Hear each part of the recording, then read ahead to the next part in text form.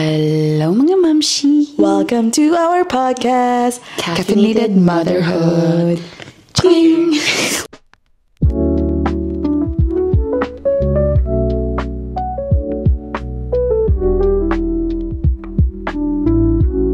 Wala na kaming drink. Wala na kaming drink, guys. Baka sabihin nila, di tayo naliligo. Oo nga, tinaas kasi yung natin yung ano. But we do 2 episodes. Hindi, like, kasi pares na naman yung damit natin. Guys, 2 episodes in we one day. filmed 2 episodes in one day, ha? Just for preference. Kasi nga, wala kaming time. Wala kang judgmental. Wala kang judgmental dyan. Anyways, for today's episode, eto sobrang nakaka-trigger tong episode na to for me. Impromptu lang tong episode na to. Yeah, kasi dapat magpa-Father's Day episode kami. Ayaw ng mga daddy. Alam mo, sabi, wag daw, baka daw maiyak. Yeah, sabi ni daddy, ayoko, baka maiyak ako. Si Papa naman, ayaw, period. Period. Aba, may period pa. Ayaw nila, so hindi na natin pinagpipilit. We just wanna say, Happy Father's Day, everyone! Happy Father's Day sa mga daddy listeners natin, sa mga daddy-to-be. And Shoutout kay Papa, wala ka dito. Thank you, ha? Shoutout sa daddy ko, hater. Anyways, back to our... Anyways, ang topic natin for today is he always this big? baby body comments. Ito, hindi ko to in-expect na sobrang magti-trigger sa akin. Ako, Besh, hindi ko in-expect na maiisip mo yan na i-podcast natin. Bakit? Nagulat ako nung kaninang sinadjust mo. I was like, ooh, that's a good topic, actually. Hindi kasi if you think about it, diba? Yun ang laging inaano ng mga tao. Okay, ano yung mga comments na nag-trigger sa'yo? Na na-receive mo? Ako yung biglang Based on appearance or baby size? size ni That Avery. caught you off guard? Oo, parang, syempre, kasi medyo chubby siya, diba? From 2 to 4 months, chubby pa siya. Tapos, nung 5-6 months, kasi ang likot niya talaga, like, sipa, ganyan. Nag-drop yung weight niya. Did it really? Oo. Hindi siya pala nag-drop yung weight, pumayat lang siya. Pero hindi nag-drop? Hindi nagda-drop yung weight niya, consistent yung pag-grow niya. Pero dahil humaba siya, and I don't know, bakit ba, nag-drop yung weight, nag-drop yung ano niya, yung parang fats niya sa mukha. Parang na-distribute na kasi sa paghaba niya. So, parang yung sa akin, daddy ko actually nagsabi nito. Pero like, meron ding ibang nagsasabi. Pero ang daddy ko nun sinasabi, parang, ba't di na yata lumaki si Avery? Parang ganun. So ako parang, kunyatan kaya kita ng 5. What do you mean? Sabi ko, what do you mean? Sobrang defensive talaga ako. Ayun, sabi, ba't parang di lumalaki si Avery? Ang sa akin naman, Besh, parang namamayat yata. Yon, ganon. Hindi, laging ganon. Ay, nag-drop siya ng ano. Ay, sobrang payat. Sobrang payat. Paulit-ulit pa. Hindi pa sila. Okay lang sana kung parang isa lang eh. Pero pag paulit-ulit, mahirap na yun. Paulit-ulit, sobrang payat. Tapos tititigan nila, sobrang payat niya. No, gaganon pa. Pero, so after those comments, anong mga na-feel mo? Ko. Siyempre, inis. Siyempre, naiinis. Hindi kasi naiinis dahil nagko-comment sila. Ikaw kasi yung unang nakakapansin nun na sa mami. Hindi mo na kailangang sabihin pa ng iba na nagpumapayat yung anak mo. Na parang hindi lumalaki yung anak mo. Kasi kasama ko yan 24/7. Alam ko na ang payat tingnan ni Avery. Diba? Kumbaga, ikaw yung unang nakakapansin nun eh. Hindi mo na kailangan ng extra comment na ganon.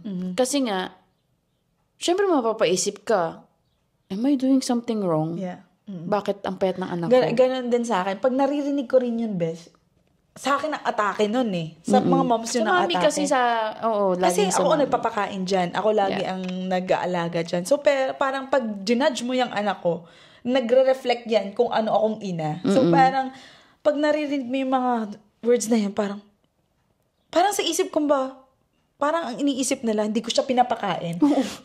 Grabe yung parang, although na alam ko hindi nila iniisip yun. Hindi yun yung baga, hindi Purpose yun nila. yung purpose ng pagbanggit nila. Yun lang yung nakikita nila. Okay. Pero yung atake talaga sa mom is different. Like parang, I'm a failure of like not giving you enough food. Yung parang gano'n na parang hindi ko matanggap. Kahit kay Chewy nga nun eh, nung parang pag pumapayat si Chewy nun, pumapayat si Chewy, hindi niyo ba pinapakain si Chewy? Yung ganun pa lang, sobra na ako na-offend. Lalo pa kung ako yung source ng food na hindi niya ba alam kung gaano kahirap magpadede. Totoo. Tapos ganun yung maririnig mo na parang, nakaka-offend. bakit ang payat? Like, ay, pumayat siya, no? Hindi lumalaki. Parang ganyan. Alam mo yun, like parang, Nakaka-offend nga siya, guys. Hindi siya nice. fun mapakinggan. In a way. Although, minsan din naman, naiintindihan ko rin naman na yun lang yung nakikita nila. Pero parang, at the most part talaga, laging yung mga moms sa back of their head na sila eh. And, ang hirap din kasi talagang hindi mag-comment. Lalo kung ikaw yung kunyari, nakita mo siya nung chubby siya. Or nakita mo siya nung payat, tas biglang taba. Alam mo yun, like parang, ang hirap niyang mag-comment na hindi mo pansinin yung gano'n ng mga size ng baby na ganyan. Kasi parang iyon yung first thing mong manonotice eh. Yeah. Hindi naman, alam mo yun, parang, I don't know. So, do you feel like people, yung mga tao, judge you sa parenting mo just because of their baby size or yung development? I don't know. Do you feel like you're being judged? Like, or like, yeah, we're judging you. Intentionally, hindi. Oo, pero Siyempre, feel ko lang. Pero parang feeling ko lang parang, sabi mo ba sa akin, hindi ko pinapakain anak ko?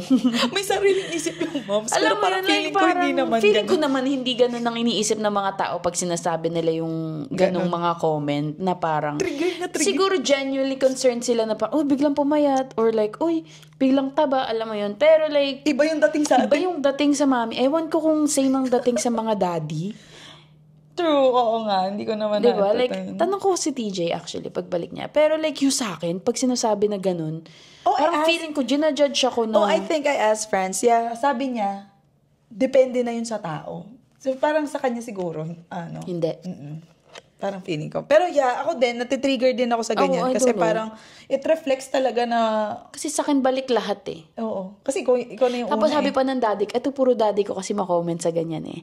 Ligtas mami ko ngayon. Kasi mami ko medyo sensitive siya sa mga ganyan. Alam niya kasing kami ni Pamela. Si daddy minsan sabi, tumawag pa siya ng mga 8 ng umaga. Sabi, may tubig ba anak mo? Sabi ko, wala. Ito yung nagsistart na ng solid sabi. Wala pa, sabi ko, wala. Sabi, okay, dadaan ako dyan bago ako mag-work. Magda-drop off ako ng tubig. Painumin mo ng tubig anak mo kaya pumapayat. Sabi sa akin ganun. Sabi ko, wala namang calories yung tubig. Hindi din naman papatabain ng tubig yan.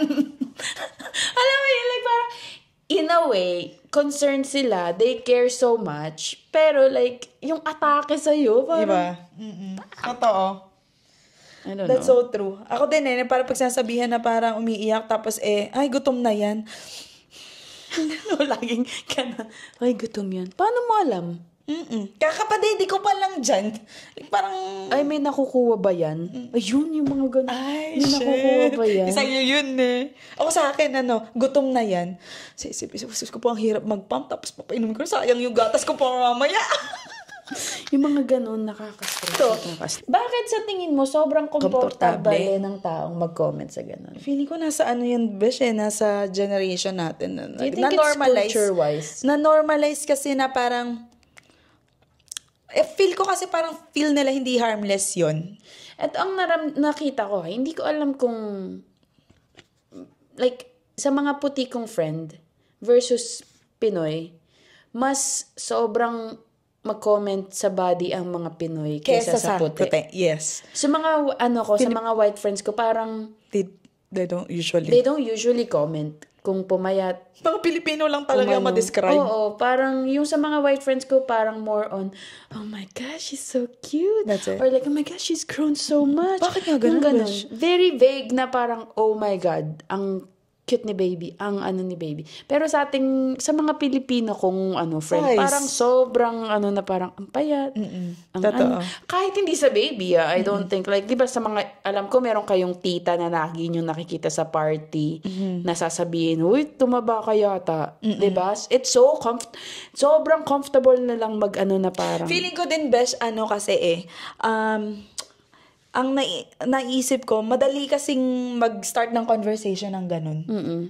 Kaya parang, huy, ang pogi niya na, ang haba niya na, ganun. Oh, ang healthy naman ni baby, like parang ang taba-taba. So parang, in a way, parang feel ko ginagawa nilang default yun na to make conversation. It's easy to start a conversation using that. And they think that it's a compliment o kaya it's harmless kasi baby lang naman niya. Pero hindi nila alam na ang atake nun is sa or sa mommy. At saka, hindi lang siya atake in a way na, hindi ko ba pinapadede anak ko? Ngayon, kada titingnan ko anak ko, lagi kong payat ka ba anak? Parang, payat ka ba anak? Hindi ka ba pinapakain ni mami? Parang ganun lagi naiisip ko na parang, naaawa ako sa anak ko kahit sobrang healthy naman ng anak ko. Like parang sabi nga ng ibang mami na naramdaman din yung biglang nag-drop nga ng ng mga baby fats ganyan. Normal daw yun. Normal lang daw talaga na. Syempre pag tumatangkad si baby, nadi-distribute yung weight, yeah, diba? Or like sabi normal lang yun. So ako parang tinatry kong hindi isipin na ganun. Dahil ba sa akin, kaya payat anak ko. Alam mo yun, like parang, hindi mo maiiwasan eh. And I think we're lacking of boundaries as well, na parang, they think na it's okay to comment on everything. Parang ganun. At saka like, yung ding mindset na, let's say, they say like, chubby means it's healthy. And then like, parang, pag maliit ka, small, undernourished. Parang hindi kasi every baby naman is different. And you can't judge a baby by the size and the weight. Like, parang, syempre, hindi naman dun nabe-base lahat. As long as like wala siyang sakit and like happy baby, you don't judge a baby by their size. Ever. At saka, alam mo kasi yung parang lumaki tayo na ang hirap sabihin na hindi ko na-appreciate na nagko-comment ka about sa ganyan. Or hindi like, tayo nagsispeak up. No, we always never speak up. Sa ating culture at least, 'di ba? Parang hindi tayo very sa boundaries. Totoo. Ngayon siguro natututo na akong konti-konti slowly sa kunyari sa parents ko na wag niyong gaganyan. Nasasabi ko na yung mga hindi ko gusto ganyan. Pero sa ibang tao, maybe set a boundary. Very pa din ako, very pag sanay, pamayat. Oo nga, parang gulo niya kasi. Yung gumaganon ka na lang, parang sipa. Ako naman kasi best kay Xavier, puro haba. Parang may naririnig naman din ako na pumapayat siya, ganyan. Pero ako parang, whatever. Pero parang, given na kasi, pag sinasabi lagi, ang laging compliment ko na is like, ang haba. Mahaba. Kasi nga si France, ang laking ni France doon. Kaya yun lang lagi yung pinapansin una. Yeah. Kaya ganun. Diba? How early do you think body image pressures start? Unintentionally? Ngayon na. I feel ko naman ako, besh, nung una pa lang Pagkapanganak mo pa lang, ginajudge na Ginajudge na yung, ay, ang liit. No? Diba pa? It's either ang liit. Ay, oh my God, ang laki. Diba parang, ang laki ng anak mo. Ay, ang liit. No? Parang ganun. Parang, kamukha ni ganito, kamukha ni ganyan. Do you feel, offended? Hindi naman siguro offended. Napaka-strong ng word ng offended. Na pag kamukha ni TJ at wala ka. For me, talaga, ako naman hindi. Hindi naman in a way na parang, shut up. Like, parang ganun. Like, parang, you still find your... Para kasi ako nagiging invisible in a way na parang nakakalimutan nila na ako yung nag-carry ng baby for 9 months. Tapos alam mo yun, like biglang kamukha ni TJ. Tingin nyo ba hindi ko kita? Nakamukha ni TJ. Parang bigyan nyo naman ako ng onte. Like parang, smile ni AJ. Alam mo yun, like parang... Pero I guess like hindi naman siya offend talaga na ayoko na makita tong taong to. Hindi ganun. It's a strong word. Parang more on parang kainis naman to. Parang mo namang dina-downsize yung ginawa kong pag-carry dyan ng 9 months. Diba? Ako naman sa akin iba. Kasi nga lalaki. Gusto ko ng mini friends. So, gusto ko. See, may kakaibahan talaga pag babae o lalaki. Gusto ko siyang kamukha ni friends. Kasi gusto kong nakikita si friends in a smaller version. I mean, mas gusto ko pa sinasabihin na kamukha siya ni Franz kaysa kamukha siya ni Romer. Yung kapatid ko. So, parang gusto ko kasi si Franz na lang. Pero, at the same time, maganda rin na mix kasi ang dami nagsasabi na mix naman. Yeah. Pero yeah. Mix na nga ngayon si Bebe. Mix, so, kasi yung mata, and then the rest is France. Yeah. Diyos ko po, kung wala lahat yun eh. Have any of those comments stuck with you longer than you'd like them to be? Sa akin, Ay, oo. hindi sa akin. No? Sa akin, naglilinger. Siguro nasa face pa ako na, kasi syempre sa akin pa dumususo eh. Ako hindi naman naglilinger, naging aware lang ako. So, pakainin ko nga to, pakainin. Hyper aware, oo. Minsan yung iniisip ko pa, bigyan ko yan ng extra bote to para lumaki. Yung parang ganon. Oo. Kasi bakit sabi nila lumamayat, ganon. Ganon, ang lakas talaga ng impact pag nag-ano kayo guys, yung mga non-moms dyan. Yeah. Yun yung epekto pag kayo. At saka hindi siya nasa-stop dun sa araw na nag-comment kayo. Oo. Parang nagpupunta sa back of our head, parang pag kumakain anak namin, are you getting enough? Baka, yung pasuksok ka pa ng pasuksok, busog na nga yung anak mo. Pero, yung anxiety mo, go ka ng go kasi, baka daw hindi lumalaki. Ang hirap nga nun, ha? Ano yun, ha? Pressure yun, ha? Sa mga moms. Yeah. Or like, mga parents. Alam mo yung hirap na nga magpadede, tapos ang maririnig mo is like, di yata lumalaki anak mo. Or, totoo yan. Ang payat yata, alam mo yun, parang, nag-drop yata siya ng weight. But do you ever, Papakamot ka na lang. do you find yourself comparing your baby to other babies? Oo. Diba? Oo, I think hindi mo siya that is maiiwasan. not, oo. Lalo, if ang naririnig... Because of those remarks. Oo, like yung pag naririnig mo lang is parang ang payat, hindi lumalaki, hindi na yata umaano. Hindi mo siya, makakakita ka ng baby sa Instagram na sobrang chubby. Tapos parang may isip mo, dapat ba gantong ka-chubby ang anak ko? Bakit ito parang... Mahirap maiwasan na hindi mo i-compare. Batik-batik pa. Bakit yung sa akin, biglang wala ng batik-batik, ganyan-ganyan. Lagi akong inaano ng mami ko na parang, ganyan ka lang nung bata, anak. Ganyan ka lang din kalaki, anak. So, may napapanatag ako kapag ginaganon ako ng mami ko. Pero like, na-outweigh pa din nung mga comments na Ako naman, best kay Xavier, dahil nga sa tangkad naman, kasi mga payat sa akin sa tangkad, ang napapansin ko sa kanila, like, laging nako-compare kung sa tangkad kay Xavier is, alam mo, may 2 years old, nandito si 1-year-old Xavier. Malapit na anuhan ni Xavier yung 2-year-old. Yun, dun lang nila nako-compare. I guess, like, parang, the more na paulit-ulit or like yung compliment about other, nagiging impact na sa ating isip na parang, shit, tingnan ko nga kung totoo nga talaga na mas, yung, kumbaga dun sa age na to is like, totoo bang gantong, matangkad ba si Xavier ba sa age na to o maliit? Yung parang ganon. Katulad nung sa'yo. Minsan nga, sinesearch ko, kasi 15% percentile siya eh. So, 7 out of 10 bigger babies kesa sa kanya. So, 3 sila. Sa 10, 3 silang nasa mas maliit na So, sabi ko dun sa, parang, sabi ko, is it normal for 5-month-old to be 15 pounds or like 16 pounds, ganyan. So, lagi akong search na parang, is it normal na 15 pounds? Pedia ba? Hindi ba sinasabi? Sinasabi ng pedia na parang, sasabihin ko pa nga sa pedia ko, should I feed her a bottle? Do you think? Sabi niya, are you breastfeeding? Sabi ko, yeah. No. Sabi ko, are you sure? Sabi niya, yeah. She's healthy? Mga ganun sila. Yeah, but do you think I should feed her a bottle? Sabi niya, no. Why? Sabi, how about formula? Do you think I give her formula? Kahit isang formula? Sabi niya, why? Ginaganon ako talaga. Sabi ko parang, cause she's her weight, ganyan. What's wrong with her weight? She's going up. Sabi ko, yeah, but you don't think I should give her formula? Paulit-ulit. Binalik mo na agad bad trip na yung doktor ko sa akin. Pero like, ganon ang epekto.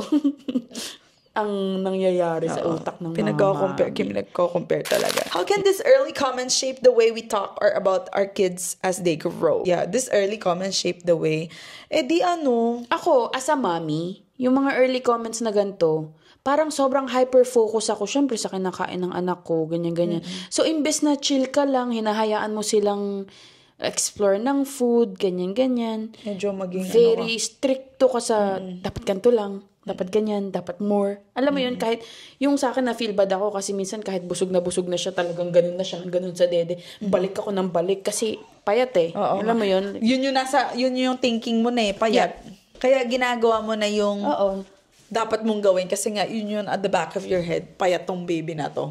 Parang gano'n. Yeah. Tapos, syempre, ang naririnig sa'yo ng anak, although hindi pa naman siguro nagre-register sa kanila, ang naririnig sa'yo is, mapayat ka daw. Mapayat ka daw, anak. Yung mga ganun, like parang sobrang negative ng mapayat ka daw, anak. And for the future, din, Besh, for the future kids na parang, halimbawa, toddler na sila ngayon, feel ko pag sinabihan mo sila ng ganun, maapektahan din yung growth nila. Oo Na they're gonna rely on their appearance. Yung worth nila, doon na lang na i-rely doon sa appearance nila. So, parang ang bad nun ng dating na yun. At saka parang, we don't talk about like, body weight. Especially like when they're like just growing up. Let's say like parang, oh, you're fat, oh, you're skinny. Yeah. Nun sa mga bata. Kasi hindi, alam nyo guys, lahat ng fucked upness ng adult stem from childhood trauma. Yeah. Kaya ako, sobrang ko na parang, kalma lang.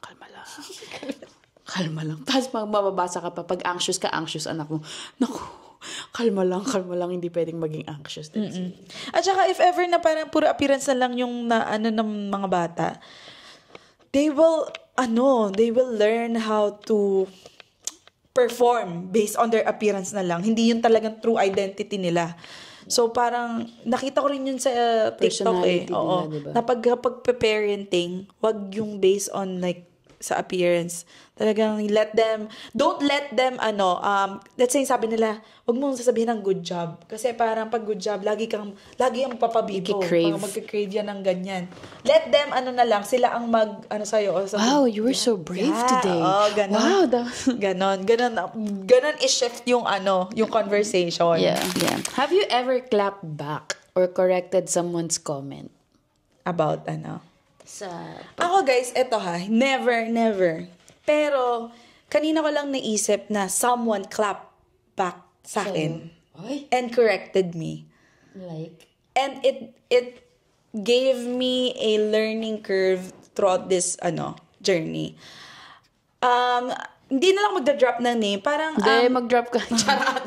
Pero yeah, someone did. Hindi ako nag-clap back. Someone did and they corrected me. May mommy na parang may nasabi ako dun sa anak na hindi niya nagustuhan.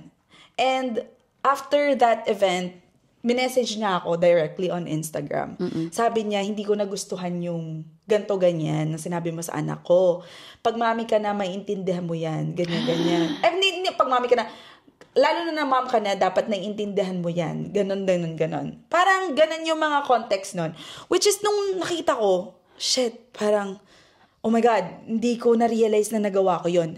Parang sa akin nung time na yun, I didn't mean to say that in a way na makaka-offend ng someone. Kasi may ganong circumstances, kasi ganon akong tao. Like parang, hindi pa ikaw sanay sa mga, you're surrounded with like kids So that really hit me big na parang, I should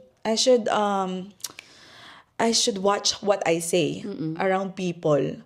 Hindi na ako pwedeng yung katulad dati na ganun, ano lang. Unfiltered. Ganyan. May mga words na parang you don't mean to say, pero parang sa iba, it's different when they have a kid. Parang kung ako nung time na yun, tinake ko siya na, thanks. Thanks sa pagsabi lesson, sa akin. Kumbaga. Sabi, grabe yung thankful ko na sinabi niya sa akin directly. Hindi ako nagtanim ng galit. Nag-worry lang ako na parang how can I make this right? Like how do I make me a better person na after this incident? So parang yun, kinausap ko lang siya na parang thank you sa pagiging honest mo sa akin. Sobrang na-appreciate ko na sinabi mo yan sa akin. Next time, ganito yung gagawin ko. Ngayon na nangyari to, ganito yung na-learn ko. As in talagang mom to mom talk. And then like, ayun, hopefully naman na parang nagets din niya na ganon. Pero parang yun yung sa akin talaga na kinorek niya ako. Gusto ko yung ganon Kinorek niya ako. Whoever you are, you're my hero. Yeah, kinorek niya ako. And then like parang yun yung number 1 na naging lesson ko sa outside ng motherhood. Nagustuhan ko actually. Minsan yun ang kailangan ng tao is to just tell them na actually, hindi ko na-appreciate yun, di ba? Yeah, and that shows na you guys can always correct someone too. Hindi dahil na parang you think na baka mag-cause pa ng malaking gulo and stuff like that. No, you have to speak out. Kasi kung itong mom na to hindi nag-speak out sa akin, I will never know. So that is a good example nung nakita ko nga yung question na yun. Sabi ko, yun nga. Dapat mag-speak out talaga. Ako, nagka-clap back ako sa parents ko lang. Pag nagko-comment. Kasi komportable ako eh. Sa family lang. Pero yung kapa-kapa. No? Pero hindi, yung sa iba parang hindi ako na parang maingay. Hindi hold back mo na lang. Oo, parang yun na yun. Smile na lang ako sa iba. So yeah, that goes to our next question. Do you feel obligated to stay polite even when a comment crosses a line? I think at certain point, feeling ko yung mga comment about weight niya, maaano ko pa. Pero I feel like pag nag-cross na ng boundary. Pag nag-cross na siya ng talagang boundary line, doon ka magsispeak up. I don't think tatahimik ako na. Yeah, same. I'd rather lose a friend than keep laging yung boundaries ko. Yeah, maapakan. Maapakan ba? Totoo. Ako din. Pag nag-cross lang yung boundary, I guess. Pero yung mga light naman, sure, okay. Pero malalaman mo talaga kung kailan ka talaga kailangan magsalita. Yeah. And you should. Yeah, you should. What are some respectful ways to redirect conversations na ganyan?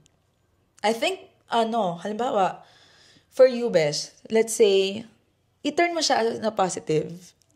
Siguro, ganon. Halimbawa, ay, namamayat na yan, ganyan. Siguro, sasabihin niya, parang i-ano mo siya, i-turn mo na parang, parang siguro, magaling po kasi yan na maglaro na ako ganyan. Ako lagi ko sinasabi, sipa magalaw kasi, ganyan. Oo. Active baby kasi. Kaya siguro, ganon siguro. Yeah. Kasi yun lang naman din magagawa mo Kasi, i-turn mo na lang yung conversation into something and make that foundation na it's not based on that. Yeah. I think yun yung magandang way. That's the only way that you can respectfully you can do. About that. May iba kasi kahit sabihan mo naman next makikita nyo ganun din naman. So, what's the point, diba? True. Eto.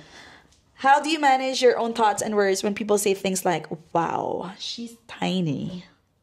Or he's huge for his age. Siguro ako ngayon parang tinatry kong hindi masyadong i-overthink na hindi ko pa siya nabibigyan ng enough or tinatry kong i-limit yung negatives. Tapos, tinatry kong isipin yung mga positives. Kunyari, pag sinasabi ni mami na ganyan ka lang nung bata ka, lagi kong sinasabi. Naliles ka. Oo, parang ganito din kalaki si mami nung bata, ganyan. So, parang tinatry kong ganun yung isipin kasi nga, kung hindi, mababaon ako sa kung siguro kung hindi ko siya nababalance, siguro na-formula ko na si Avery. Kung para tumaba ng onte. Ako din, parang ako, more on wala akong pakialam. Wala akong pake. Ako yung nag-ano yan eh. So, parang, sabihin mo na nang sabihin lahat until nakaya ko. Pero pag may sinabi kang iba pa, magsasabi na ako ng, stop ka na sa nasasabi mo, mali na yung sinasabi mo. Pero feel ko, how I manage my thoughts, inaano ko na lang sa isip ko, at the back of my head, ako may kilala sa anak ko, alam ko na happy siya. Healthy siya. So, naman kung sasabihin mong pumapayat siya, wala na akong pakialam. Ganun yung thinking ko pag may mga nagsasabing ganun. Dapat palaban ka lang. Dapat palaban ka lang. Palaban mindset. Dapat not weak mindset. Sabi ko nga sa kanya, kay friends, sabi ko, paano ko sinasabi ngayon na pahaba? Ay, ang haba ng anak mo. Tapos, ang end up, biglang ang liit naman pala. Parang, paano mo yun i-manage yung thought? Pero, ayun lang naiisip ko lang kanina. Sabi ko sa kanya, may posibilidad ba na gano'n na maliit si Xavier? Tapos biglang, yung pressure kay Xavier, napakalaki. Kasi parang matangkad si tatay niya. Si Xavier. We'll see. Ako naman, okay lang naman ako kung matangkad siya or hindi. Basta lang healthy lang yung baby. Basta healthy lang ang baby talaga. Yun lang talaga. What would you say to new parents or hearing these types of comments for the first time? Ikaw. The new parents. For the new parents na Ikaw, sige. Ako, it's okay to feel uncomfortable sa mga comments na yan. Kasi, it's part of the journey. Yeah. Like, talagang judgmental lang mga ibang tao.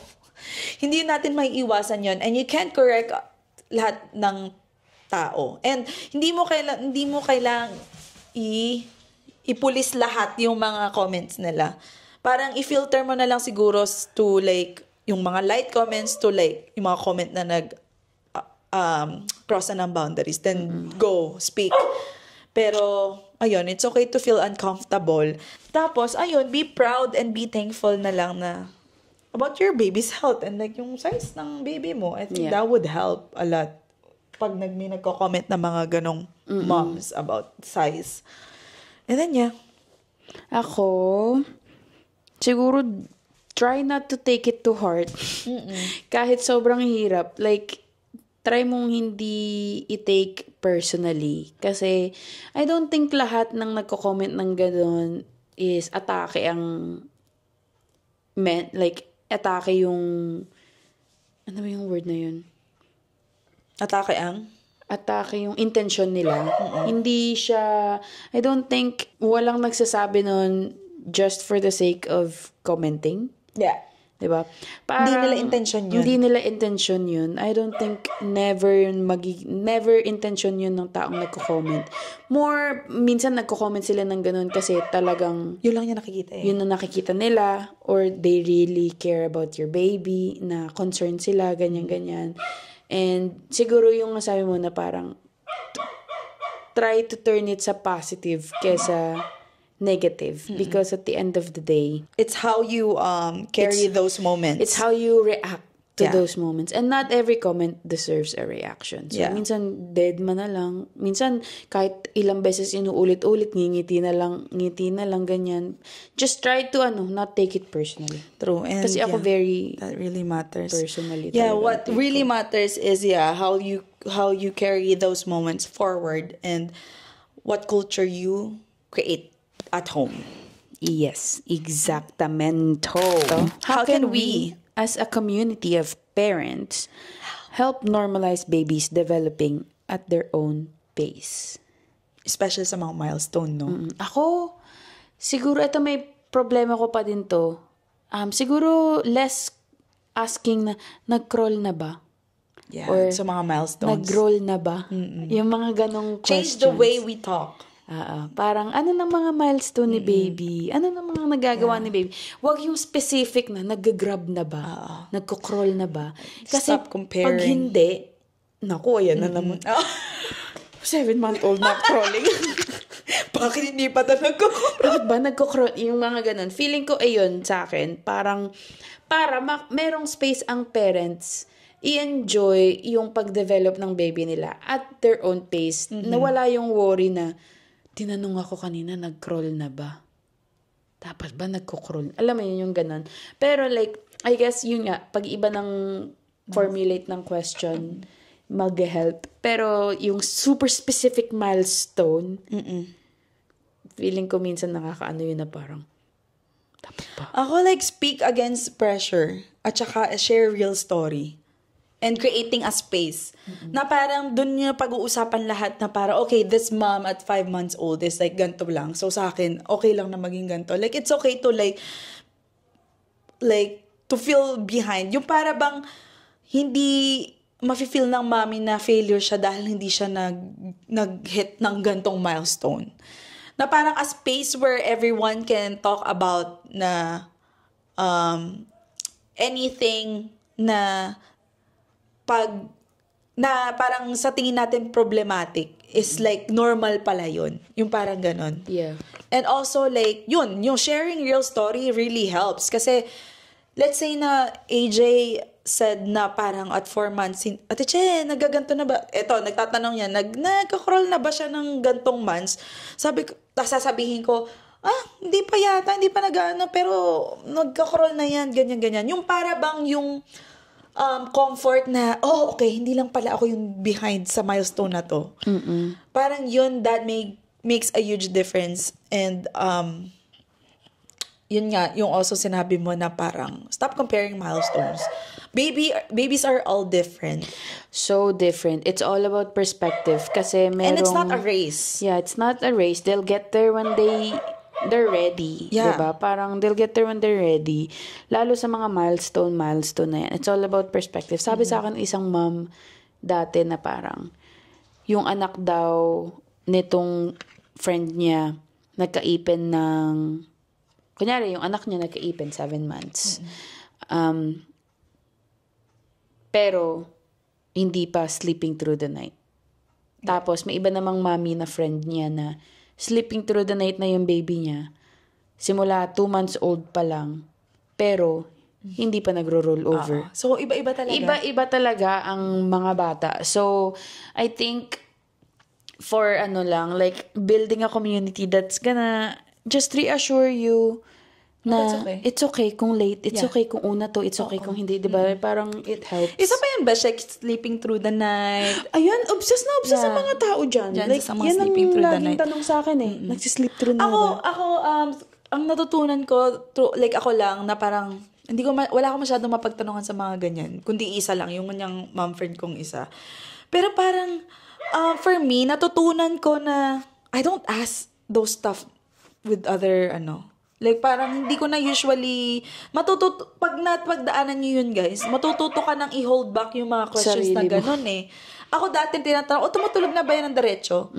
Pero parang ngayon, kasi, hold back na parang, baka mamaya, iba-iba ma-pressure kasi yung struggle pati. Like, minsan may mga nagsistruggle talagang magpatulog. So, ako naman, pag nagtatanong sila sa akin, nag-sleep na through the night si Xavier, ang ginagawa ko naman, reassure them na parang, sasabihin ko, I don't leave them behind na, nagtutulog na si Xavier ng buong night na. Hindi ko tinutuldokan doon. Inaano ko, may kasunod na parang, pero, okay lang yan, matututo din yan, ganyan, na parang, siguro, sanayin nyo lang na ganito, ganyan, ganon, lagi akong ganon, kasi, alam ko yung feeling na, baka mamaya, i-compare nila yung, ba't sa akin hindi? So, magiging problematic pa siya instead na maging normal. Yeah. So, parang ganon yung impact sa mga ganyan. So, ayun, guys. Yun yung sa mga baby size naman. Actually, more on baby size naman yung pinag-usapan natin. Pero napakalawak ng topic niyan. Milestones, comments, yung parang yung mga talaga ng mga tao. Yeah, it's all different. Yes, let the babies do what they're supposed to do. They'll learn when they're ready. Dati, guys, obsessed ako dyan sa mga milestone. Pero, Besh, have you learned how to pinagpipilitan ko? Na yan? How do you cope with that, the size and stuff na? Na-learn mo na siyang Nag-go through ako dun, into the thick of it. Hindi, parang nasa gitna ako nun. Kasi nga, Tapos, wait lang, Besh. Kaya pala to. Doing, there's this, month. Ako parang, ewan ko kung ilang months mo na, Besh. Sabi ko, pinapangunahan niya na sabi, namamayat na nga si Avery. Wala nga ako sinasabi or anything. So, bakit kaya to si AJ, parang in my head, I was like, siguro may nagsasabi kay AJ na namamayat si Avery. Kasi siya, papasok na lang sa pinto nito. Namamayat na nga Parang pinapangunahan na niya yung, kumbaga iniisip niya na sasabihin ko yun. Pero, wala naman ako sinabi ganun kay Avery. Siya pa yung magtatanong, pumapayat ba? Ganon. So, ako parang tanga to si AJ. Kasi nga, ako, natutrauma ako. Napansin ko yan, Besh. Binaliktad niya ako. Instead na ako magtatanong, siya na yung nagtanong sa akin, pumapayat ba si Avery? Namamayat na, Gusto niya talagang ipilit na namamayat. Although, wala naman ako sinasabi sa kanya. Kasi nga, ayun, I'm trying to cope. So, ganun si AJ. So, ganun ako. So, huwag niyo akong inaano. Kung kayong dyan. Just try not to comment. On anyone's baby. Try to comment na lang. Try to comment very, very, very. Minimal lang. Hoy, hindi. Yung parang normal na tao lang na parang, yung cute ni baby. Ay, lumalaki. At parang, nag-grow up na si baby. Yung mga ganun lang, not very specific na pumayat, tumaba. Wag nga. Wag yung ganun. Wag nga po ganun. Mahirap talaga. Kahit ako naman din. Hindi naman ako magka-come here as na perfect ako na hindi ako nagko-comment sa mga baby dati, diba? Talagang, mahirap talagang pilitin. Pero now na mami na ako and nakaka-experience na ako ng mga comments na ganun, parang ako'y nalalearn mo nang mag-hold back with those hold back. comments. Minsan, not all comments kailangan mong sabihin. Yeah. Tsaka, lalo yung mga ganyang comment about sa baby. Kasi, guys, hindi nyo na talaga kailangan i-comment yan. Mami at mami ang unang makakapansin. Yeah. You don't have to rub it to their faces na ganun. Yeah. Yeah. Totoo. Ayun. Yun lang. Yes, and that is for today's episode. That is all for today's episode. Kung na-trigger kayo, na-trigger din kasi ako. Trigger talaga siya. Trigger ako. Pero, ayun. Sana may natutunan tayo today. Sana reflect kayo na hindi lang kayo nakaka-feel ng ganyang emotions na nagkakamap. Especially pag may nagko-comment sa mga ibang tao. Yeah, and speak up is very important if you can. It will change someone's life. Yeah, exactly. Malay mo yun yung magpapatigil ng comment. Maybe I should speak up. Ito na me. This is me speaking up. Yes. Please don't comment Plant on my that seed and build that foundation na talaga. The boundaries. But yes. Plantita. Anyways, that is all for today's episode. Sana hindi kayo masyadong na-trigger. And for our next episode we're going to talk about Mom guilt. Ooh, spicy. Yes. Oh, damn. Mom guilt is so work. loud. Oh my gosh. And so are we. Anyways, ayan. That is it for today's episodes. Follow our social media, YouTube, Instagram, Spotify, and share this podcast to anyone who needs to hear it. Yes, tag other mamas. Yeah, tag other mummies or expecting mummies or a friend who want to be a mummy. Or a friend that comments on everything. Just kidding. Ayun na, bye na. Sige, Ayun, bye. guys. Bye.